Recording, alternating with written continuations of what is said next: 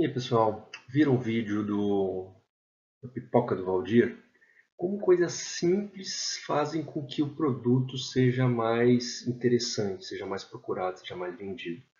E porque, na verdade, o que as pessoas estão querendo não é característica. Em momento algum ele falou ali da pipoca ser melhor, nada disso. O que ele falou foi a questão da higiene que ele teve, da melhoria na qualidade do atendimento. As pessoas estão querendo benefícios, querendo entender o que aquilo que a gente está oferecendo vai melhorar a vida delas.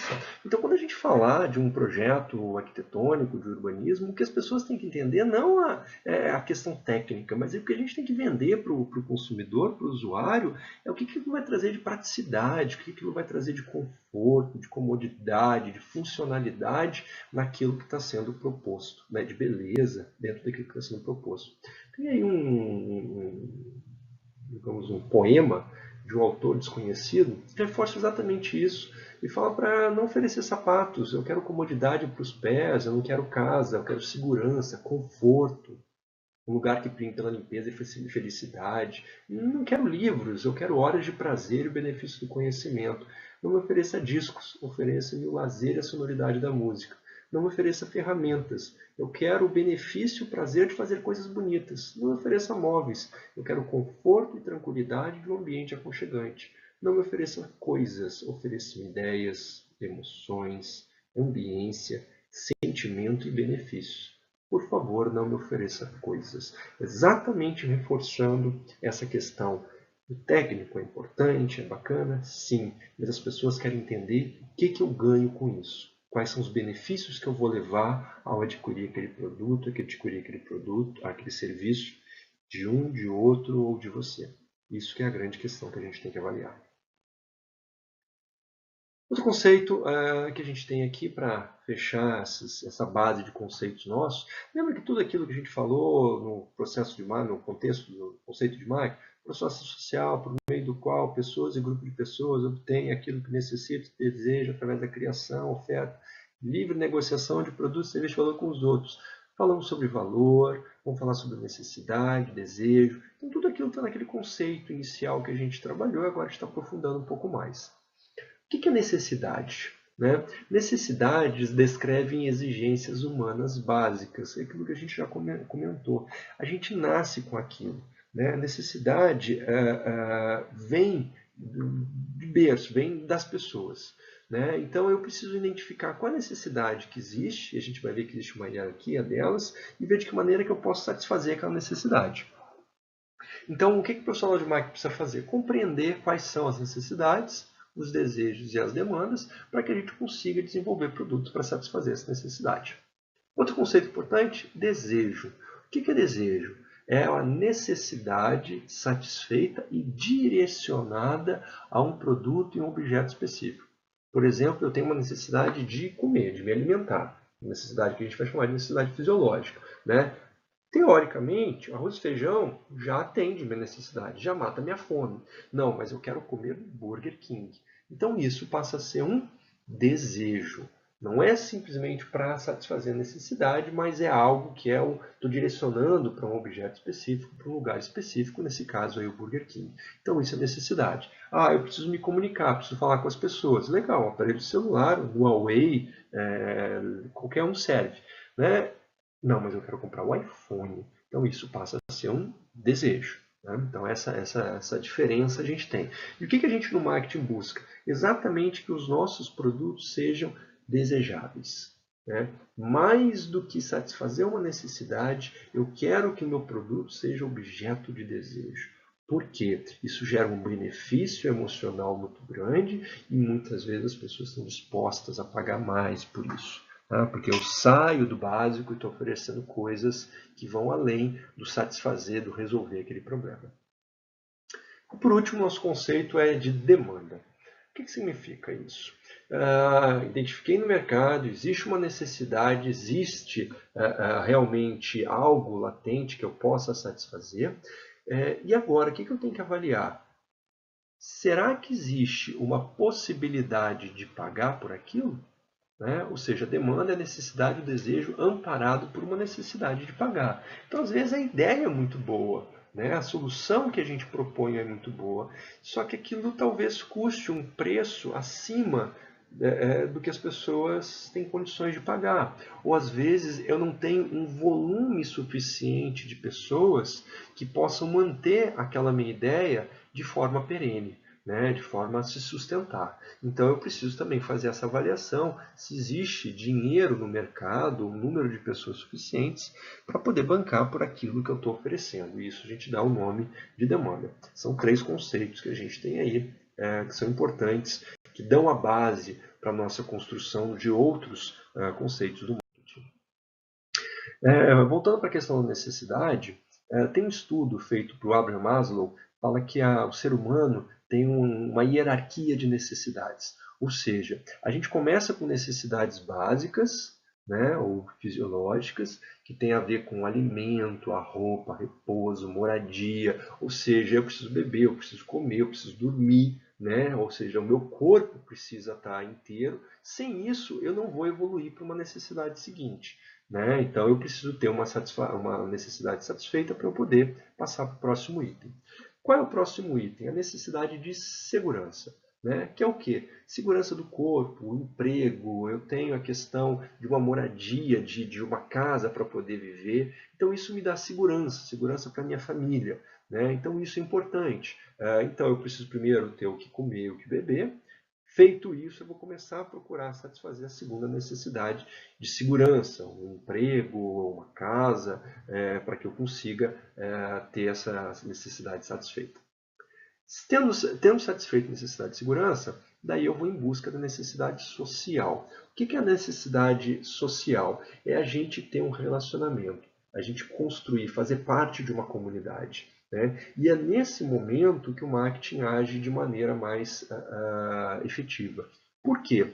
Se as pessoas não têm onde dormir, o que comer, onde morar e emprego, ninguém vai buscar o relacionamento, fazer parte de uma comunidade.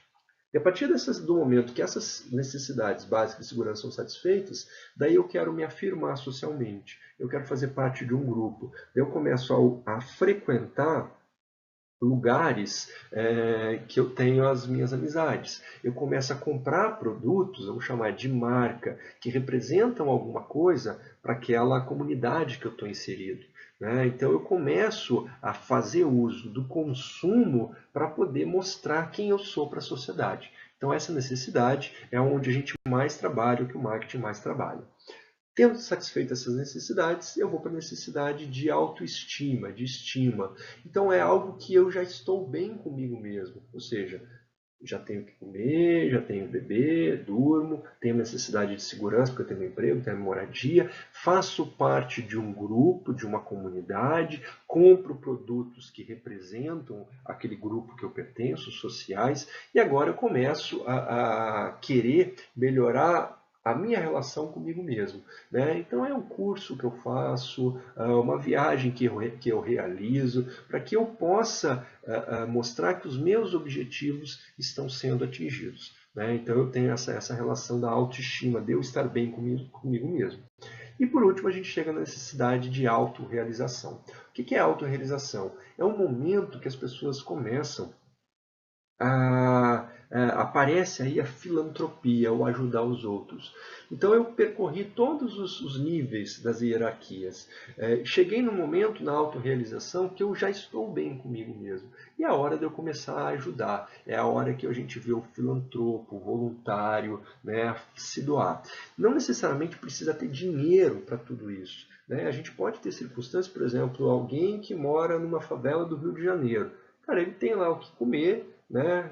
Dorme direitinho, tem o que beber, tem a casinha dele, faz parte de uma sociedade, então tem a necessidade social, né? É reconhecido por esse grupo, a autoestima dele, ou seja, ele tem os projetos dele, ele tem o desenvolvimento de algumas ações que ele realiza, e ele daí começa a, por exemplo, ensinar outras pessoas a ser voluntário, fazer um curso de DJ, de hip hop, né? Ensinando os outros uma profissão ou uma atividade. Então o que ele está fazendo? Ele está sendo voluntário, está sendo filantropo dentro desse processo, porque ele já atingiu a etapa da autorrealização, né? Então eu preciso identificar. Eu não consigo vender um produto para uma pessoa que não tem nem o que comer, né? Quando eu falo autorrealização, autoestima, a forma de oferecer o produto acaba até sendo mesmo diferente. Porque na social eu quero ter um ambiente para socializar. Na autoestima eu quero ser o cara, eu quero ser aquela pessoa, eu já quero começar a mostrar um pouco mais quem eu sou, para que eu possa ser reconhecido, para que eu possa estar de bem comigo mesmo, né? Então isso é importante para a gente avaliar na hora de oferecer um produto ou serviço para o mercado, e são necessidades. Se não existe isso, não tem porquê existir. Tem até uma brincadeirinha que a gente fez aí, então a gente brinca nova pirâmide de Maslow, que tem dois elementos que são tão mais importantes, né, elementos que são mais importantes no dia a dia, que a gente fala até que é mais do que comer, do que beber, que é o Wi-Fi e a bateria. Né? Então hoje a gente chega na faculdade, todo mundo maluco, ali, Wi-Fi, bateria, não está pegando. Então é uma brincadeira que a gente faz, colocando aí que é até mais importante do que o comer e dormir é o Wi-Fi e a bateria, mas a partir daí a gente começa até a identificar empresas desenvolvendo produtos para isso. Né? Tem uma empresa que ela tem como se fosse um armário, aqueles de armário de academia, que eles colocam em shoppings, em aeroportos, para que a gente possa carregar o celular. Então, o que eu faço? Eu estou no aeroporto, eu estou no shopping, acabou a bateria do meu celular, para que eu não tenha que ficar do lado da tomada, eu pego uma chavezinha, coloco o meu celular lá dentro, conecto ele na tomada, que tem uma tomada dentro dessa caixinha, dentro dessa portinha, dentro dessa gaveta, né? Coloco o meu celular lá dentro, passo a chave e vou passear. Né? Depois de uma meia hora, uma hora, eu volto lá, pego meu celular, está carregado e vou embora. E esse produto é patrocinado por algumas empresas. Né? Tamanha a oportunidade que eles viram de poder comunicar a marca delas com os consumidores. Né? Então a importância da gente identificar as necessidades, porque disso daí pode ser desenvolvido novos produtos para o mercado. Vamos agora entrar um pouquinho mais, aprofundar em algum conceito que é importante para a gente aqui no marketing, que é a segmentação. O que é a segmentação? É a gente dividir um mercado, é a gente separar o mercado em grupos. Ou seja, eu tenho uma população de uma cidade, né? Dentro dessa população, eu tenho pessoas que gostam de ir para a praia, tem pessoas que gostam de praticar esportes, tem pessoas que não gostam de praticar esportes, tem pessoas que gostam de ir para barzinho, tem pessoas que preferem reunir com os amigos em casa. Então, quando a gente fala de segmentação, o que a gente está falando? É a gente pegar um mercado e dividir esse mercado em grupos, né, em características. Então, esses grupos vão ser como?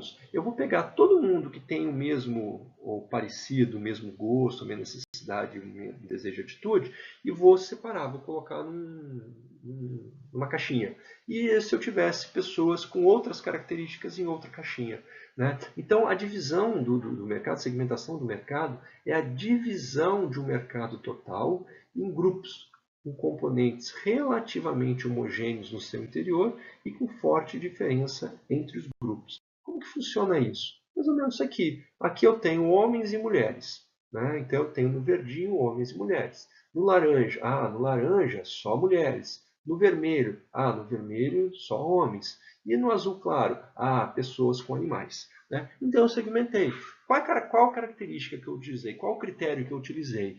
Sexo e ter cachorro, ter animais ou não. Né? Então é uma divisão no mercado. Para que serve? Qual a importância da segmentação? Porque quando eu divido esse mercado, eu consigo olhar para ele com uma precisão maior e aprofundar. Começo a entender o que essas pessoas estão querendo, o que as pessoas pensam, como que elas agem, onde elas vão.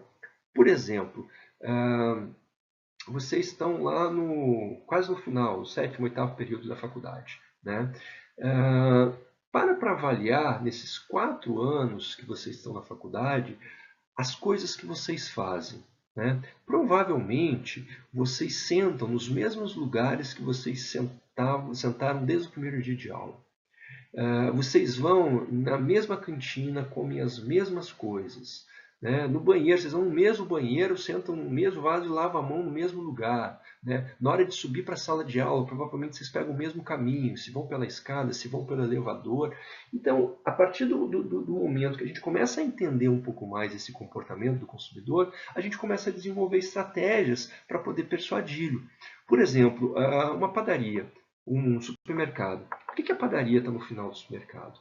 Para fazer com que as pessoas caminhem todo o supermercado para ir até lá. Então, nesse caminhar até o final, até o fundo, o que vai acontecer? Em algum momento eu vou ser estimulado a comprar alguma outra coisa. Daí eu vou levar mais do que eu tinha pensado. E o supermercado vai acabar vendendo mais. Então, a partir do momento que a gente começa a entender e conhecer mais esse consumidor, a gente começa a desenvolver estratégias para persuadi-lo um pouco mais. Então, a importância da segmentação é exatamente essa: aprofundar e conhecer. E depois eu escolho, olha, eu tenho aqui vários públicos, várias pessoas. Daí eu vou escolher um para qual eu vou falar, olha, na verdade eu vou desenvolver produtos só para os homens. Então os homens passam a ser o meu público-alvo. O que é alvo? Né? Exatamente aquele que eu vou atingir. Né? Então esse é o conceito que a gente tem de público-alvo. Por que existem tantas marcas de cerveja hoje em dia? Uma variedade tão grande de cerveja hoje em dia? Já pararam para pensar um pouco nisso? Por que existe uma variedade tão grande? Exatamente porque tem pessoas com gostos, paladares, vontades diferentes. Então, aquela cerveja, Brahma, Skol, não satisfaz mais. Ah, eu quero experimentar uma cerveja com sabor diferente. Virou quase que um ritual, juntar os amigos para experimentar, ter, né, uma experiência de cerveja diferente. Então, por isso que acabou sendo pensado e desenvolvido produtos diferentes, porque eu tenho públicos e gostos diferentes. Né? E uma coisa que acontece, acabou acontecendo, o consumidor de ontem era muito parecido. Ele era do mesmo jeito. Né? Não existia uma identificação muito forte, não existia uma variedade de produtos muito grande. Lembra que a gente falou lá no início, que Ford comentou, vocês vão poder escolher o carro de qualquer cor, desde que seja preto. Né? Porque o simples fato de mudar o processo, parar o processo de produção, isso acarretava tempo. E quanto mais tempo eu gastava, menos produtos eu produzia. Porque o consumidor pensava da mesma maneira. Então, se eu produzisse tudo igual, não tinha problema. Só que o que acontece hoje em dia? O consumidor ele é diferente. A tecnologia avançou um ponto de fazer produtos personalizados para cada um. Então, a partir do momento que eu tenho consumidores com gostos diferentes, eu preciso fazer produtos diferentes. Eu preciso conhecer quais são os hábitos, os gostos de cada um, para que eu possa desenvolver exatamente o que essas pessoas estão querendo. E para a gente, assim, trabalha na área de serviços, né, no caso da arquitetura, esse briefing, esse contato inicial, essa conversa inicial com o consumidor é muito importante. Né? Você sabe melhor do que eu, né, a importância que é entender, detalhar, brifar esse serviço para que exatamente a gente faça algo que seja a cara daquele consumidor, que atenda a necessidade dele. Vai nascer um novo filho, vai casar, qual é a situação que ele está passando, qual é o momento que ele tem que ele está querendo desenvolver um projeto. Né? Então isso é importante para a gente conseguir personalizar. E a gente tem no nosso negócio essa característica da personalização. Porque normalmente são serviços sob demanda. Eu conheço meu consumidor, ele vem até mim, é uma venda 1 a 1. Então isso facilita bastante o nosso trabalho. E isso é a importância que a gente tem de segmentar. Só para a gente ter uma ideia de como que isso funciona, que diferença que isso faz no mercado, eu trouxe aqui para vocês para a gente entender gerações. Geração X, Y, Z. Né? Então, geração X são pessoas que estão na faixa de 32 a 51 anos. Geração Y, pessoas que estão na faixa de 20 a 31 anos. E geração Z, pessoas de 14 a 19 anos. Olha como a geração, ou seja, a faixa etária, muda o comportamento das pessoas. Por exemplo, geração X, 33 pratica de atividade física. Geração Z, 54. Né? A gente está no momento, saúde, bem-estar, qualidade de vida, né? Já nascem com isso. Então, eu já pego essa filosofia e traduzo nisso. Jornal, 32%. né, da geração X, da geração Z, 14. Não é à toa que os jornais estão passando por isso que estão passando hoje em dia. Porque esses jovens que estão vindo aí não têm mais essa relação, não constroem mais esse relacionamento com o jornal, não sabem mais a função do jornal, não sabem lidar com isso. A internet é o dia a dia deles, é diferente. Questão de fumantes, geração X, 18, geração Z, 5, novamente, questão da qualidade de vida. Perfil em rede social, checam e-mail no celular. Né? Então a gente tem algumas questões aqui para a gente conhecer um pouco mais, saber essa diferença. E olha só, como que essa segmentação, esse comportamento muda até mesmo na relação do trabalho. Vamos imaginar a comunicação. Né? Isso acontece de maneira bem frequente. Trabalhei um tempo na Rede Gazeta e a gente tinha muitas gerações convivendo no mesmo ambiente, quase 1000 funcionários. O que acontece? Para a geração X, a comunicação para ele tem que ser pessoal, algo do converse comigo pessoalmente. Né? Quantas vezes a gente já esteve numa empresa relacionando com o nosso chefe ou com uma outra pessoa e falou, se é importante, vem conversar comigo pessoalmente. Né? E muitas vezes a gente fala, a gente é de uma outra geração, às vezes Y, Z, te passei o e-mail. Legal, para a gente, geração Z, passar o e-mail resolve. Mas para a geração X não, porque se é importante você tem que vir conversar comigo pessoalmente. Olha como que isso pode gerar um atrito no dia a dia dessas relações. Por quê? Para um, o pessoal, para outro, o eletrônico. Nossa, mas eu já te passei e-mail, por que eu tenho que ir conversar? Olha só, porque eles têm visões diferentes de mundo. Né? Então a importância de conhecer isso daí, não exatamente isso, mas de entender o comportamento e as atitudes desses consumidores, das pessoas, isso pode auxiliar nesse processo de entendimento. E a gente só consegue desenvolver algo que seja mais personalizado, que seja mais a cara desse consumidor, se a gente conhece ele, se a gente entende o que ele é. E a gente fala muito hoje em dia da empatia. O que é empatia? Se colocar no lugar desse consumidor, olhar com os olhos dele, né? E vai ficar muito mais fácil da gente compreender o que ele está querendo, o que ele está necessitando. Quais são os critérios que a gente utiliza para fazer a segmentação? Né? Então, por exemplo, lá a gente viu, eu tenho mulheres, homens e mulheres e pessoas com cachorros, com animais. Né? Essa foi a nossa segmentação. No mercado, a gente utiliza alguns outros tipos de critério. Um desses critérios é a segmentação geográfica. O que é segmentação geográfica? Por região. Eu vou atender só a região da Grande Vitória, eu vou atender o estado inteiro, eu vou atender o Brasil inteiro, vou atender só o exterior. Né? Então, em função das características, em função da região, eu trabalho isso daí. E olha só como a característica definir a região pode mudar. Vocês acham que uma maquiagem para a região sul é igual a maquiagem para a região norte do país, região nordeste? Será que a mesma maquiagem para a região sul vai se vender da mesma maneira na região nordeste?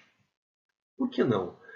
Eu tenho cor de pele diferente, eu tenho a temperatura diferente, o sol, o suor. Isso acaba influenciando no desenvolvimento do produto. Então, olha como uma questão geográfica pode influenciar no tipo de produto que eu vou oferecer, no tipo de produto que eu tenho para o mercado. Né? Então, eu preciso ver qual a área que eu vou atender, qual região que eu vou atuar.